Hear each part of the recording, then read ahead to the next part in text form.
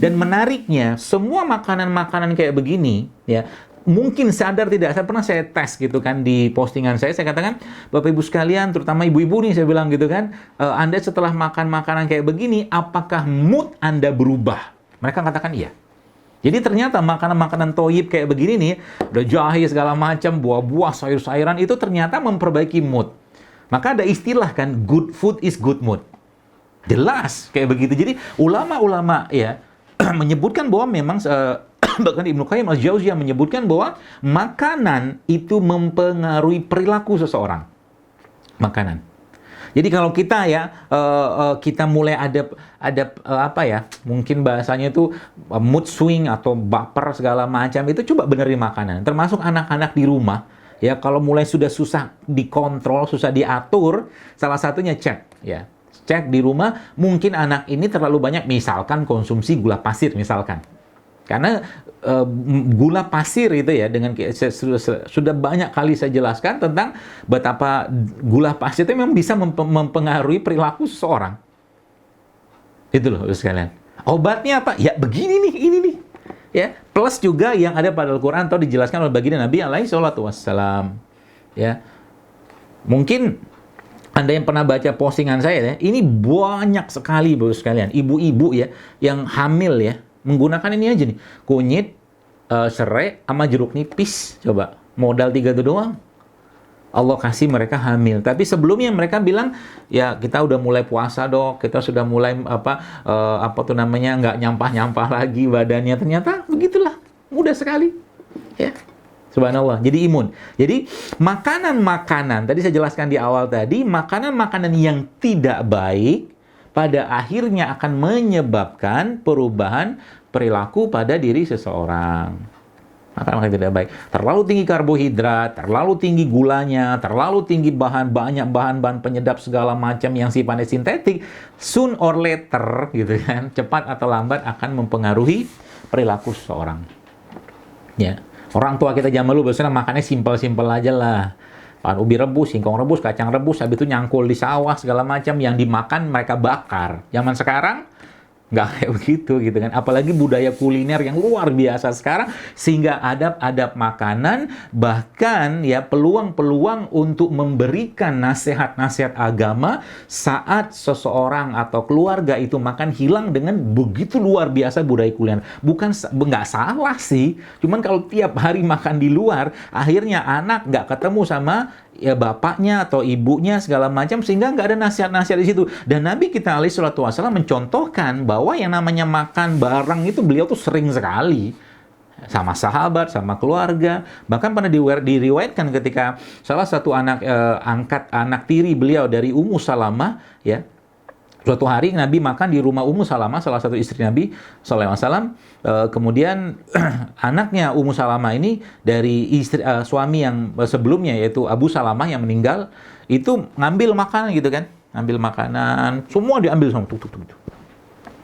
Lalu Nabi menasehati dia, bukan dilarang. Ya, Nabi bilang, ya gulam, wahai anak gitu kan, wahai anakku gitu, seperti itulah. Kalau kau lagi makan, maka ambillah makanan yang paling dekat sama dirimu. Gitu. Dan jangan ambil yang jauh, dan jangan ambil semua. Ambillah secukupnya, gitulah nasihatnya kurang lebih. Itu kan adab, terus kalian. Jadi subhanallah ya, jadi kalau kita lihat, indah banget Islam itu. Ya, maka Nabi kita memberikan contoh, ya, contoh-contoh itu semua.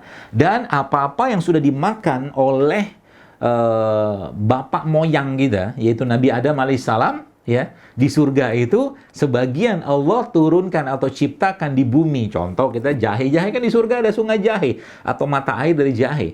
Maka di dunia Allah ciptakan jahe, karena jahe di surga tentunya tidak akan sama.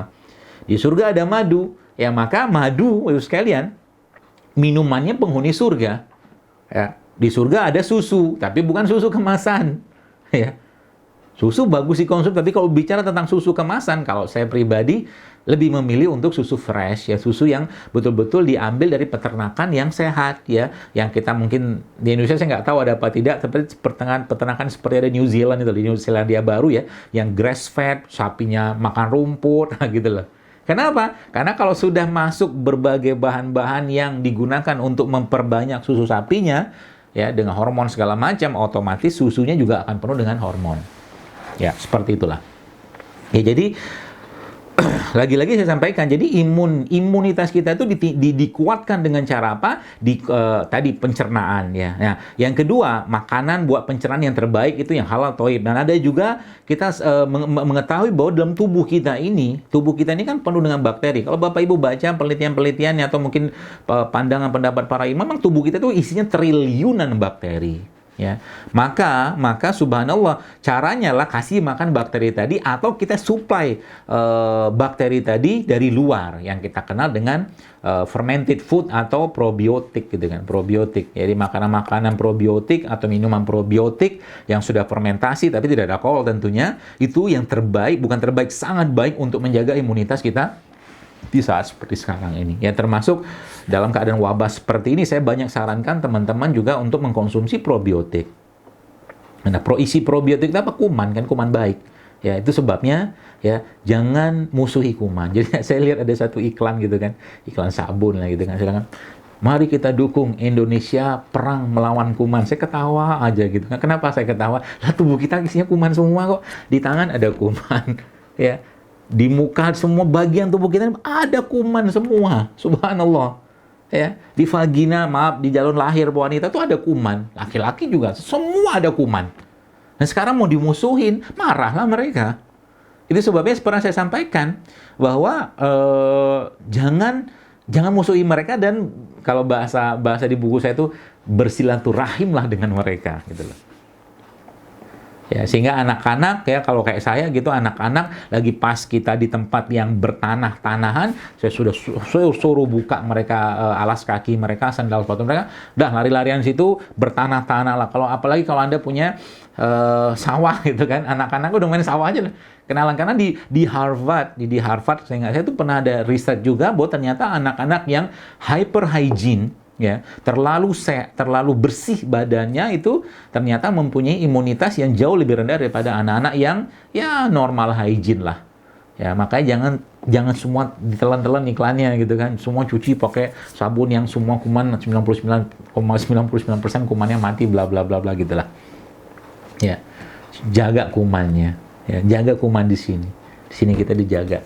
Dan makanan terbaik buat kuman-kuman tadi itu ya memang kurma, madu, air kelapa, ya kayak begini nih makanan-makanan mereka semua, ya.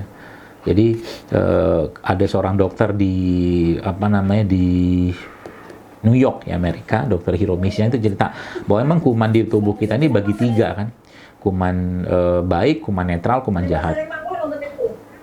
Ya, kuman baik, kuman netral, kuman jahat. Jadi yang paling berperan itu justru malah kuman netral. Jadi kuman netral itu bisa menjadi kuman baik atau kuman jahat tergantung apa yang dimakan. Jadi kalau yang dimakan yang sehat-sehat, yang baik-baik, maka kuman baiknya ini akan berubah menjadi kuman netral tadi akan berubah menjadi kuman baik.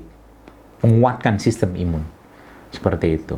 Dan banyak yang melemahkan sistem imun. Bagi ya termasuk obat-obatan jika terlalu over ya, terlalu banyak dikonsumsi juga melemahkan sistem imun. Ya, dan kalau sudah sistem imun kita atau imunitas kita sudah mulai menurun atau tidak seimbang, maka dia pasti akan memberikan tanda. Contohnya apa? Ya.